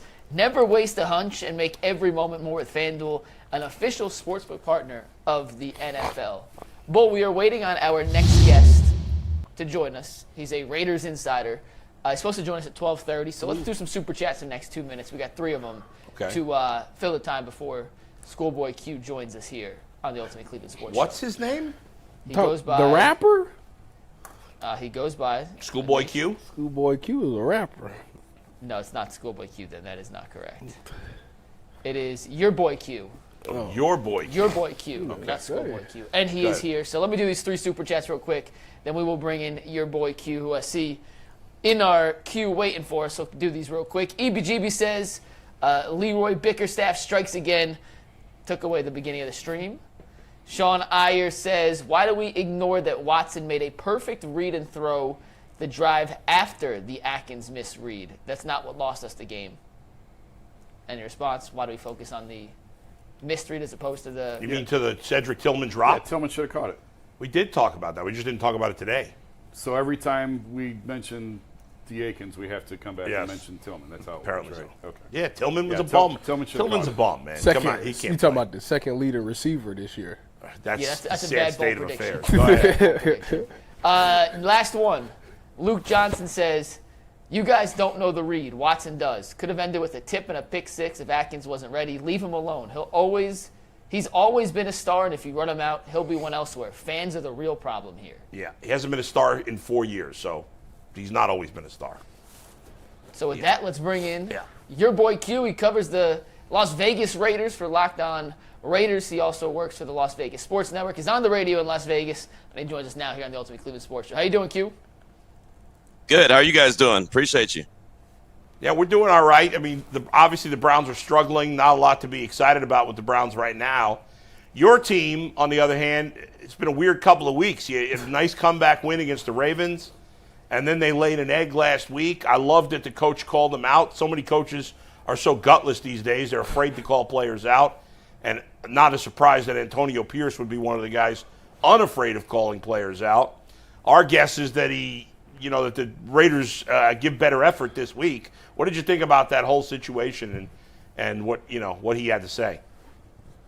I think it was warranted. The players did not go out there and respond. Like you said, they had a really good victory over the Baltimore Ravens. They come home to have a seasoner, and then they lay an egg. And, the thing about it is, in Las Vegas at Allegiant Stadium, a lot of times there's going to be a lot of the opposing fans. Like this week with the Browns coming in, obviously there's going to be a ton of the dog pound there. And so this last week against Carolina, there's not a lot of Panther fans there. And so it's packed to the gills with Raider Nation, and the team puts out that kind of effort on the field. And so I think it was very warranted when AP made business decisions. The effort wasn't there. The energy wasn't there. The juice wasn't there. And I'll tell you, I've been covering the team, been watching the team for a very long time, basically my whole life, and I never thought that an Antonio Pierce-led team would put that kind of effort out on the field, and that was a big shock to me. I think it was a big shock to him as well, so I was not surprised that he called them out. He praises them when they do well, and he has no hesitation to call them out when they don't. Q, let me ask you, last week, Max Crosby, he's been dealing with some type of ankle injury. Yeah. Do you know what his status is going to be for this game? Because I think last game he only played, third downs maybe? Is that what it was? No, I mean, he played about 85% of the game, of the snaps, but he always plays 100%, right? So whenever you see 98 on the sideline, you're like, whoa, what's going on? He's got a high ankle sprain, right? He's got a big brace on the ankle, so he's definitely banged up. He's not the guy that, he wants to be. He's a little frustrated by that, but Max is Max. He didn't practice on Wednesday. But I'm 99% sure he'll be a go for Sunday. Just knowing Max like I know Max, he's not going to miss any time. He doesn't really need practice Monday through Friday or Wednesday through Friday, whatever the case may be, to get out there and be ready to go on Sunday. He's going to do everything for his body to get it in the best position to, for success. But he's just not 100%. And the bad part of it is, and he told us this on Sunday after the game, he injured his ankle on the second to last play against the Baltimore Ravens in the game. So, he would be basically at 100% if he hadn't done that. But you know how football goes, and it could be any play that it happens. So there you go.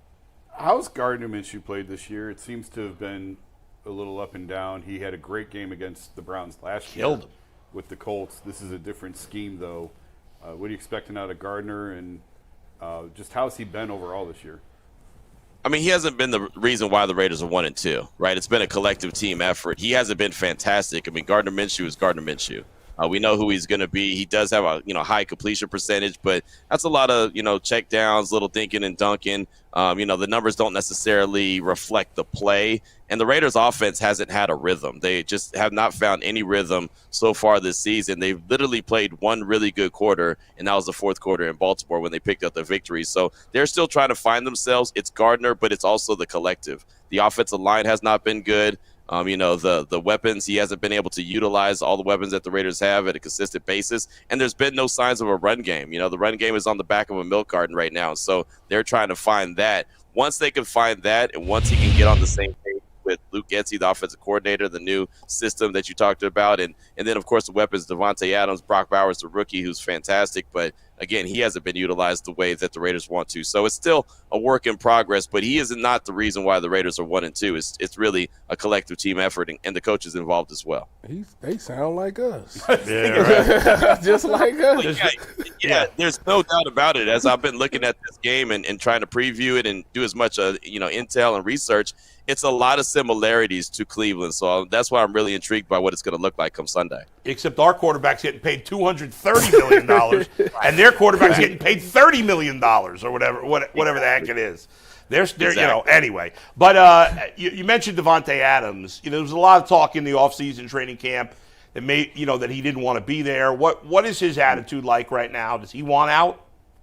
No, he doesn't want out. It's so funny. It's one of the biggest misconceptions that's going around that Devontae doesn't want to be there. Now, Devontae wants to win. Make no mistake about it. He wants to win, but he loves being on the West Coast. He loves being in Las Vegas. When he was in Green Bay, his family was never able to watch him play, and so that was one of the biggest things and selling points to him. Not to mention he's just doing such a phenomenal job off the field with all the opportunities he has as the guy off the field here in Vegas. So he loves being here. He loves playing for Coach Antonio Pierce and the guys in the locker room.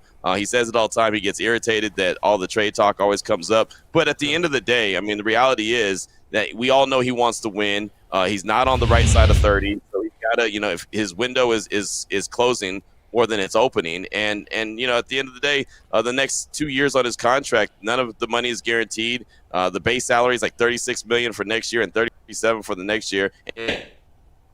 There's no way that the Raiders are going to pay him that kind of money the next 2 years as a base salary. I mean, that'd make him the highest paid wide receiver in the league. So something's got to give. So you put all that together, and the fact that they're they could potentially start losing a few games, and if they do, then things could change. But how it stands right now, he's really happy to be in Vegas. Q, when you look at this game against the Browns, what is the one, I would guess, X factor, or one advantage that you look at, like, okay, the Raiders, they got this guy, that's a good matchup for him, and they should be successful? Well, I mean, it's funny, I look at the offensive side of things, and I know that Denzel Ward is fantastic, and I saw what Denzel Ward was able to do once they actually dedicated him to be on Malik Neighbors, right? And then you didn't hear Neighbors' name called like that. But the Raiders do have weapons. They have Devontae. They have Brock Bowers, who, again, is a matchup nightmare. You can't put a linebacker on him. You don't want to put a corner on him, right? I mean, so he's a matchup nightmare. Jacoby Myers is a sneaky wide receiver. Michael Mayer is another tight end that they have. Trey Tucker can stretch the field. Like, they have the weapons, but they haven't found a way to get it in rhythm and get it in sync. And I've been comparing it all week to, like the drunk folks at the wedding that, they're out there on the dance floor and they're having a phenomenal time. They're having the best time of their life, but the rhythm is off. You could tell that they really don't know what they're doing, but they're out there. Right? That's what it is. They're having a great time, which is what we celebrate, but it just looks odd. Well, that's what the Raiders offense is right now. It's the drunk folks on the dance floor with no rhythm. Or we could just say the fat white guys. I didn't go there. I'm going there. I'm going there. Fat white guy, do a little white man overbite. There you go. Hey, man, that was your call. That wasn't my call, man. That's me. I take full responsibility for that comment. Brock Bowers was interesting. I think a lot of people, because the Raiders took Mayer last year, a lot of people were shocked that they took Bowers this year. And the Raiders, like the Browns, don't get a lot of benefit of the doubt because they've done a lot of stupid things over the recent years. But Bowers, as you say, I mean, I haven't watched him as closely as you, but he appears to be the real deal. What do you think the upside, like, is his upside? I don't want to say Travis Kelce because that's unfair, but how high is the upside for this guy?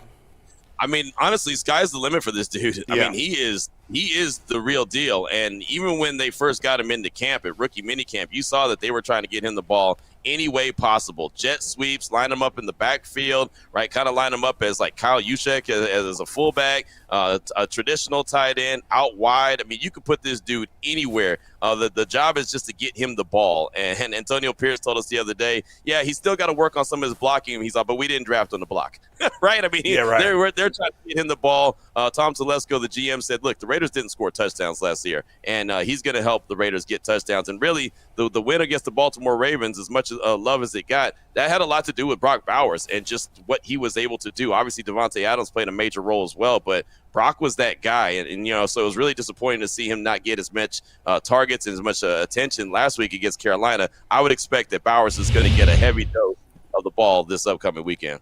I'm just wondering, how's football doing in Vegas when you look at the fact that the A's are now moving there, NBA is going to be there, I think, sooner than later. It's a lot in a short amount of time, and it doesn't look like they have a great amount of support for football. I'm just wondering how Vegas is going to handle all three. How's the team doing?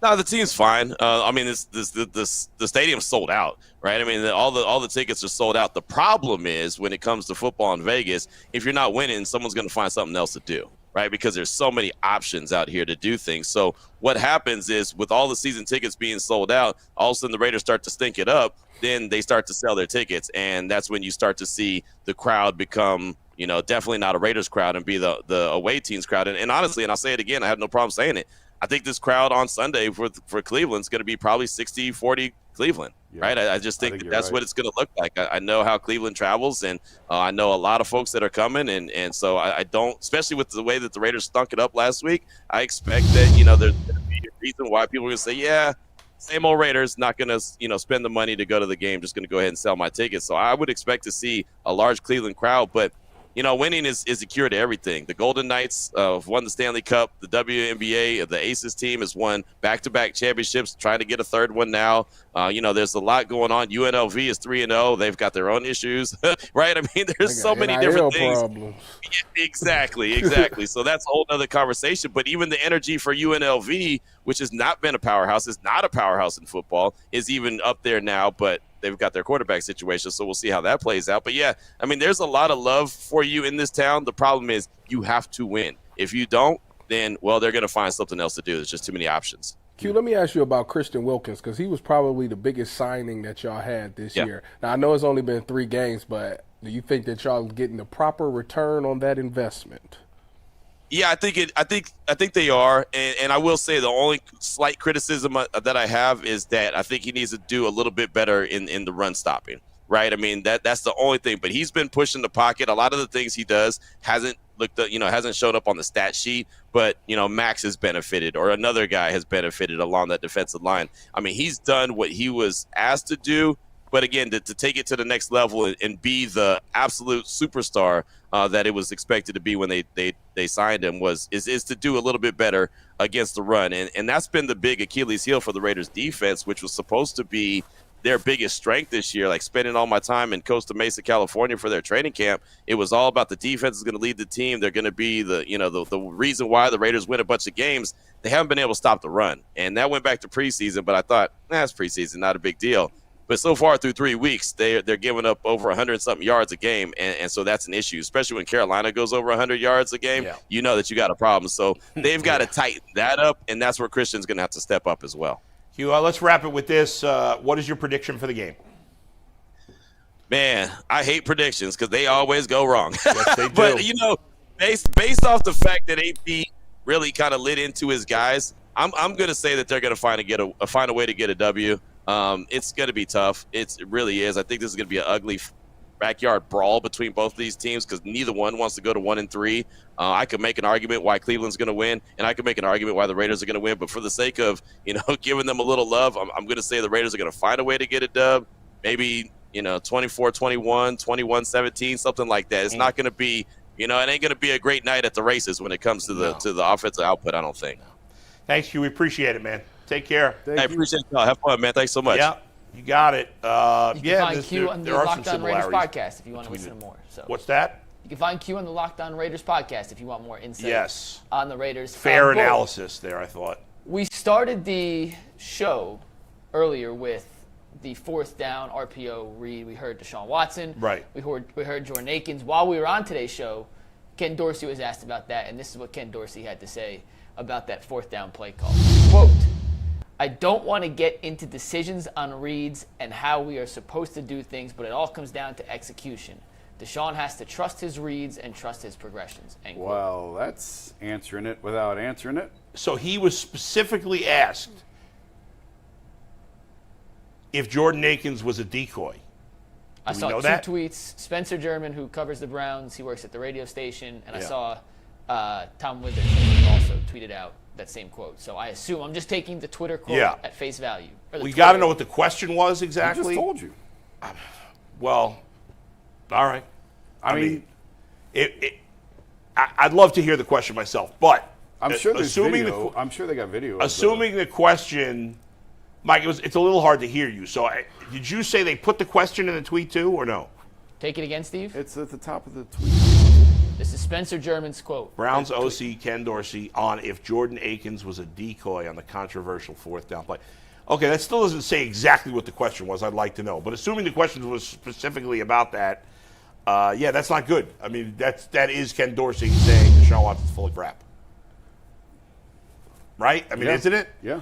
What else could it be? I mean, yeah. I mean, the thing about it all is the whole thing is all about trust. And like I say, it's hard in the moment. Like I say, I think he made a good point when he said when you look at the all-22, even Bernie, when you look at the all-22, we can always say that. But when you in there and you dealing with the pressure and all of those things, clearly we've been talking about for the first 3 games, he's not seeing the field properly. Right. Like he's either taking a long time to read it or he's just not seeing it. Yeah. And that's the thing that he needs to get better at overall.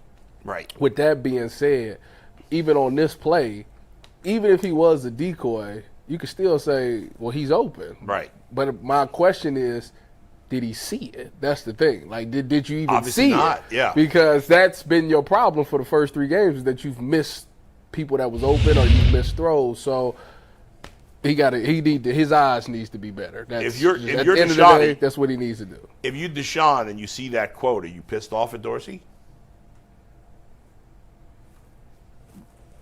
I mean, depends on how you feel about yourself. Yeah. At the end of the day, me and Deshaun ain't the same person. At the end of the day, I would always come up and say it's on me to begin with anyways. Like, I missed it. I got to be better seeing it. That's all. If you say that, it nips everything that anybody else says. 100% does. Even 1,000%, if you 100% correct, you just say it's on me, it nips everything else in the bud. You're right. I promise you they're having different conversations in the film room, in the quarterback room, than what they're saying at the podium. So I'm sure he's already heard it from the coaches. Right, but it kind of makes him look worse. But go ahead, Mike. No, you guys done? I'm ready to move on. Oh, yeah, go ahead. We got one more thing before we're going to bring on our new friend Greg, who won the UCSS auction. That's coming up in a sec. But Josh Gordon retired yesterday, guys. He did? Hasn't he been retired from football? From he the retired UFL, years from ago. the XFL, from the NFL. He officially announced his retirement from football. When's the last time he played an NFL game? NFL a while ago, but he played in the XFL and the UFL this past season. But officially said he's done with football. He's hanging in the towel. Mm-hmm. Is he the most dominant Browns player in the last 25 years since 99? Dominant? Yeah. So Myles Garrett died? At his peak. Like, at his peak. Is peak Josh Gordon his peak was the most one dominant? season. That's why I said at his peak. Was peak Josh Gordon the most dominant Browns player since they moved back to Cleveland in 99? No. He could have been. I like to say he's up there, but no. He should have been. He was magnificent that one season playing with hideous quarterbacks. Hideous. But you have Myles Garrett, you have Nick Chubb, you have Joe Thomas. I mean, I guess it depends how you define dominant or whatever word you use. I asked Earl, and I wish he was down here. He said, hell yeah, by 3 million miles. Oh, my God. Josh Gordon is the best player the Browns have had since 99. It's fair, it's easy, it's accurate. That's crazy. No, it's wrong, it's inaccurate, it's not fair. It's crazy to hear that because you got a running back that's – he didn't have 1,500 yards like a couple years ago. Joe Thomas is a Hall of Famer. Yeah, like what Myles Garrett's on the way to the Hall of Fame. What Nick Chubb has a chance to be a Hall of Famer. What are we talking about? Josh Gordon is going to have to pay a lot of money to get into the Hall of Fame. He had one good season. You don't get to be called the most dominant player because of one season. And by the way, as great as he was, you know, they were a lousy team with lousy quarterbacks, and some of that was piling on garbage time stats. Now, he was great that year, and he showed you how special he could be. But no way he's the most dominant player. I'm going to be the middleman because Earl's upstairs, and he's just texting me. He said, quote, last time I checked, Joe Thomas ain't ever scored no TDs. Checkmate. No, it's not, because when you say dominant player, where does touchdowns, if you look up the word dominant in the dictionary, does it say anything about touchdowns? Was that one season more dominant than any individual Myles Garrett season? No. I mean, Myles won DPOY last year, so. That's pretty dominant. I'm just being the middleman here. I'm just facilitating. From upstairs to down here. Look, it was a great season, but it's an insult. Boom. And Earl might as well walk up to Myles Garrett, Nick Chubb, and Joe Thomas and slap him in the face, because that's essentially what he's doing. It's an insult to those guys who work their asses off and are committed to the sport and gave everything and worked there. Josh Gordon's a bum. He's a bum. Whoa. He's always been a bum. He'll always be a bum. Whoa, easy. First team All-Pro. 1 year. And then he wasted How his many teams talent. have had all-first pro? Your emotions is getting the best of you on this. Did he not waste his talent? Yes. Okay. But I don't understand why he's a bum, though. He's a bum. He threw his career in the toilet. He played. It's after that whole thing where he still can. Did he win the Super Bowl with the Chiefs or the Patriots? No. I don't think so. No. So he was there when they didn't win so, it. Yeah. No. He didn't even play for those teams, did he? I mean, barely. I mean, for the Patriots for a minute and for the Chiefs for a second. He should have had. He should have been an all-time wide receiver. But I also wonder. He threw it down the toilet. I also wonder, I mean, the league views, he would have been looked at as a different player today. Very differently today. With some of the substance stuff. You know what I mean? Yeah, but still, when he was after that year, like when he did get on the field, he wasn't the same player. By the way, Josh Gordon Yeah. does have a Super Bowl. He sold the Super Bowl ring at auction for $138,000. With who? The Patriots. Was he even on the roster for that game? He did. This is the opening sentence from the ESPN article from September 1st, 2020. Yeah. Wide receiver Josh Gordon's championship ring from Super Bowl LIII.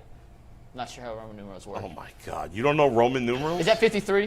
Yes. Okay, that wasn't confidence, which is why I didn't want to say it. Oh God. Which he was gifted by the New England Patriots, despite not playing in that game. That's right. Has sold for $138,000 at a sports auction, according to Sports Collective. What a disgrace.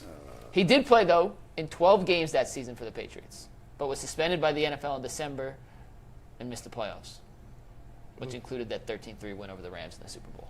Speaking of, can I change subject real quick? Derrick Rose retired. Any final thoughts on Josh Gordon? Derrick Rose retiring today was not worth talking about more anymore. significant. How about that? All right, we can close Derrick Rose Josh hasn't. Gordon. I thought he retired like 7 years ago. Also, No. He He's still playing. wasn't he with the Knicks or Yeah. Is there a worse? He was with the Grizzlies. Is Derrick Rose the worst player ever to win an MVP? What? He had a lot of injuries after that. Well, What? who's worse than Derrick Rose? James? No, I was about to throw James under the Peak bus. Derrick Rose was incredible. I was about to But say, how many years was there peak Derrick Rose? You Well, not his about injuries, to sit here and do that. Can you name somebody worse? I don't know who the MVPs Yeah, are. Karl Malone. What? Derrick Rose is not better than Karl Malone. Are you out of your mind? Karl Malone, for off-court reasons, should be eliminated. Oh, well, but that's whatever. I'm talking about the player, man. Just because Karl Malone is a sicko doesn't I would say he's not a James great- Harden. I can't. Would you take See? Would you take prime See? Russell Westbrook or prime Derrick Rose? prime Russell See, Westbrook. I'd take prime Derrick Rose. I don't know. You talking about triple How double long now. was Derrick Rose in his prime? What was his prime, like 6 Like years? a year and a half Yeah. is the issue. Oh, a year and a half? Yeah. I was giving him way too much credit saying 6 Josh years. Gordon. I mean, No, Derrick. go ahead. Hey, listen, Derrick Rose would. Oh, by the way, didn't Hey, Derrick no. Rose? Hold on. Wait a second. No. No. Wait, you hold on. killed Karl Malone. Hold on. Wait a second, Mike. No. You ripped Karl Malone for off the court. Didn't Derrick Rose have an off the court thing with a woman also? Did he? I don't know, but all I I know believe is he Derrick did. Rose would give Bob Derrick Rose Cousy had buckets. some- Derrick Rose would have Bob Cousy in ankle straps on a cart Get outta being wheeled here. out of the gym by a med flight. That's how bad. Bob he was. Cousy's a Hall of Famer.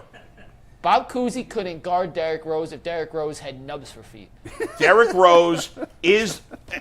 You all went nuts, but I'm right. He's the worst player to ever win an MVP. Willis Reed won an MVP. Was Willis Reed better than Derrick Rose? Oh my God! Are you seriously saying Derrick Rose is better than Willis Reed and Karl Malone? Are you out of your mind? The only thing I know about Willis Reed is that Game 7. I really don't know how good his career was. Derrick Rose would have been hobbling off the court instead of hobbling on it. The list of guys who have won NBA MVP is pretty impressive. Exactly. That's what I'm saying. Not a lot of bums in there. So no. I don't know. He'd give Bob James Cousy buckets. Real quick, we were talking about selling things. Did Yeah. you see the kid who almost caught the Ohtani ball is filing an injunction to try and keep the other guy from selling it?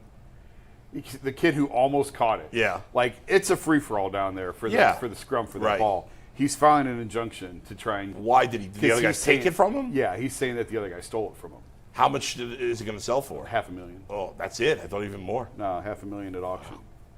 Like, you're a punk. All Yeah, right. that's a cheap move. Just get the ball. You got to punch somebody in the face to get it. You do it. You got to do what you got to do. All right, let's bring in our guest. Let's bring in our guest. This is So Greg, explain by this. the way. Explain what's happening here, Mike. Well, I'm going to let Greg explain it once Okay. he sits down here. But UCSS had some sort of auction. I don't even know all the details. Yeah. But we were part of the WKYC sports package, which our new friend Greg won. And Greg is now here to join you guys and tell a story. Look at this bedlam that you joined here. It's not such a great story, unfortunately. Well, you won the auction to get to hang out with us. Yes, I mean, that's got to be right. disappointing, no? It's a good result for sure. The auction itself wasn't so great. All right. And by the way, remember Derrick Rose was on the Cavs briefly. That's right. And they made bobbleheads of him, and they dumped them in the ocean. They never actually gave away the bobbleheads. You remember that? Did they I do remember that. It's true. Because who the hell wants Derrick? He was here for like 8 seconds there. I would have took the Derrick Rose. Yeah. It's Derrick Rose. Like, you going to stop this. You still have not named Greg. Do you think he's the worst guy to ever win an MVP? James Harden. I don't think there'd be any question about that. Thank you, Tyvus. Yeah. Greg knows what he's talking about. You don't know what the hell you're talking about. Derrick Rose. Is your favorite sport football? Probably, if it came down to, I'd say my favorite sport is baseball. Oh, it's baseball. But I love football. I love basketball too. Yeah. So speaking of baseball, side note, the Guardians robbed me on my second bold prediction. What was it? Which is what? Oh, Noel? Yeah, they like stopped playing them. Yeah, so. well, I just want to throw that out there. That's because I called Chris No. I just want and told him, hey, let's go. Slow it down here. I can't get Tyvus is 1-0. Greg, would a World Series championship mean the most to you, even more than a Brown Super Bowl? Yes, it would. Yeah, Okay. Yeah. They haven't won one in my lifetime. Right. At least the Browns did in '64. That's true. So, or how are you feeling heading into the playoffs? What's your confidence level? I mean, before this year, if you had told me that they would have a potential, I guess, for the best record or actually have the second best record, I never would have believed that. Never. Me neither. But, especially if I would have told you that Shane Bieber got hurt after his 2-second start. Yeah. And the funniest thing about this Guardian season, beyond that none of us thought they could be this good, is that if you imagined a scenario where they were, it would have all been about the starting pitching. For sure. That Bieber was great, and Bybee was great, and Williams was great, and Tristan was great, and none of those things happened. Bybee's been good. The rest have either been non-existent, hurt, or not that good. Yeah. So it is remarkable. Should Stephen Vogt win Manager of the Year? I don't think so. Why as not? great years as he's had. I would vote for the manager at Kansas City. They lost 100 games last year, and they're going to make the playoffs.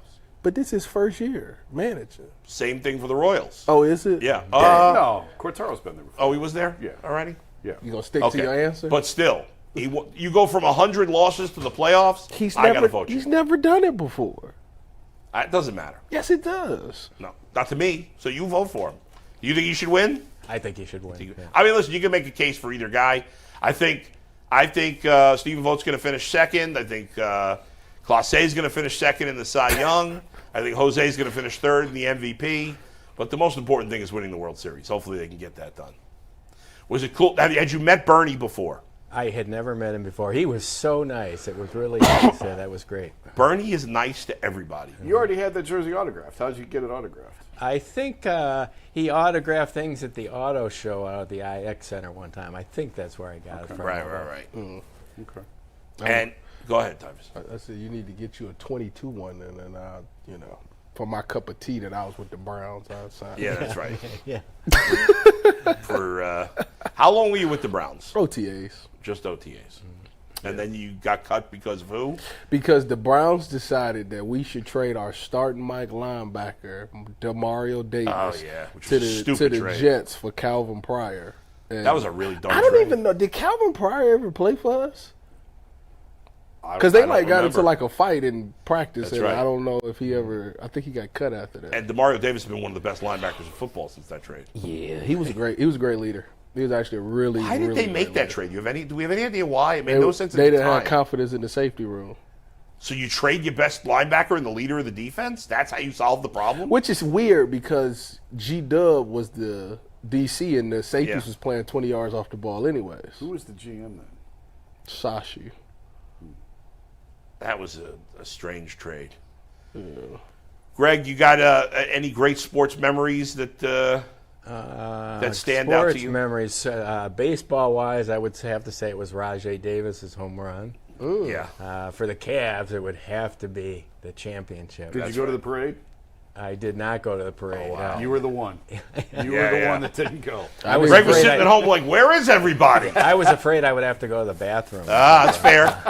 That's fair. That was a tricky situation. Man, I'm mad I didn't. And what about for the Browns? For the Browns, I mean, both the time where Sipe was here and when Bernie were here, those were great times. I mean, Cleveland in the second half of the 80s with the Browns, it was crazy. I mean, that was the best era of Browns football, you know, in modern era at least. And how are you feeling about the team right now? Do you have hope? The Browns? Yeah. I don't have much hope. You have hope? Do you have hope for Deshaun Watson improving? I honestly, I'm not sure I do. I'm no expert, admittedly, but I don't see it. No. Are you excited to maybe see Nick Chubb come back? Yeah, that would be great. Yeah. Nick Chubb. Nick Chubb is definitely one of the all-time greats, Browns. Yeah. Well, you've seen a lot of great running backs. The Browns have had a number of great backs over the years. Is he? Well. Where does he rank for you on your all-time running backs? Oh, for the Browns? Yeah, I mean, of course, Jimmy Brown is number one, but Chubb is number two. Number two, right? Sure. Yep. Who argue for number two? Like who would people like say between Nick and Leroy Kelly? Oh. Yeah, Leroy Kelly. What is wrong with you? Leroy Kelly. People love Peyton Hillis. He had one good year. That's right. I can't believe he got the cover of the video game. Even remember? That's right. Yeah, Peyton Hillis is the Josh Gordon of running backs. I mean, without the talent, but he had the one great year. What did you think about that argument we just got into about Josh Gordon being the most dominant player? I don't even know what to say about that. No, he was just reading something. Yeah. Who would you? Would you go Joe? Would you go Myles Garrett? Would you go Nick Chubb? I mean, or somebody else? What was his exact question? Over the last 25 years. Okay. Since the team's been back. Yeah. It's been some bad times the last 25 years. I mean, Phil Dawson's probably in the top 10. So. Yeah. I think Nick Chubb might be it. Yeah. Are you team Dome or team Lakefront? That's an interesting question. What are they going to do with the old stadium if they build a new one? They going to throw it into the lake?